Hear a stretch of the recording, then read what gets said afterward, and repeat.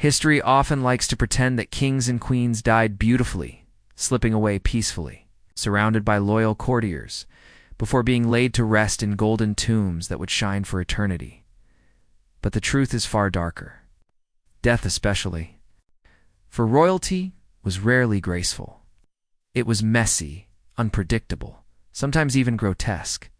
Some royal bodies exploded, others leaked. Some shocked the world by refusing to decay at all. These are the chilling, revolting, and fascinating tales of royal corpses that wouldn't stay buried.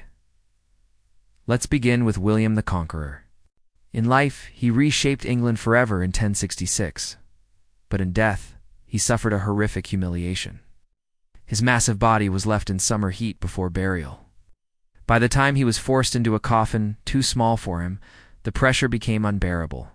His swollen abdomen burst open inside the church, releasing a stench so vile that mourners fled. The king who conquered England was defeated by his own corpse.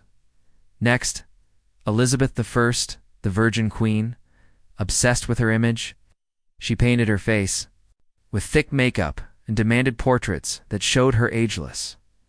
But in death, her body betrayed her. Buried in Westminster Abbey, her coffin began to leak foul liquid directly onto the tomb of her sister, Mary Tudor.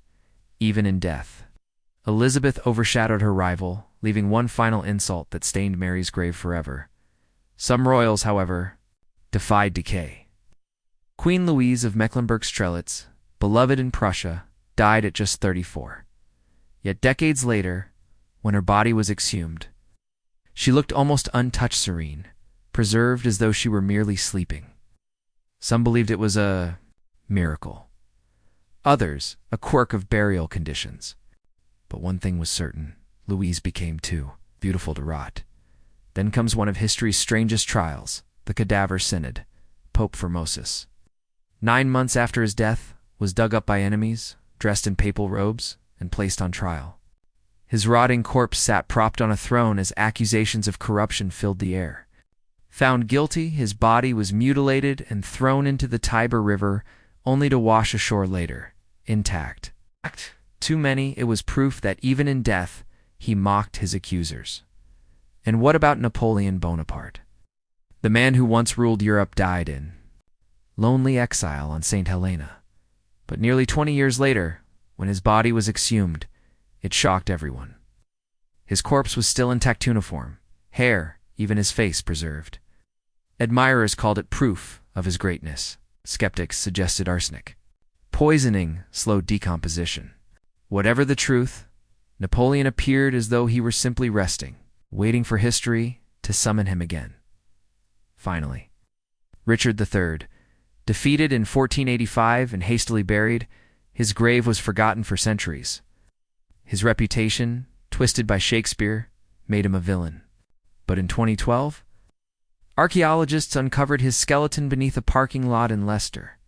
His remains revealed a real man with scoliosis, scarred by brutal battle wounds, not the monstrous hunchback of legend.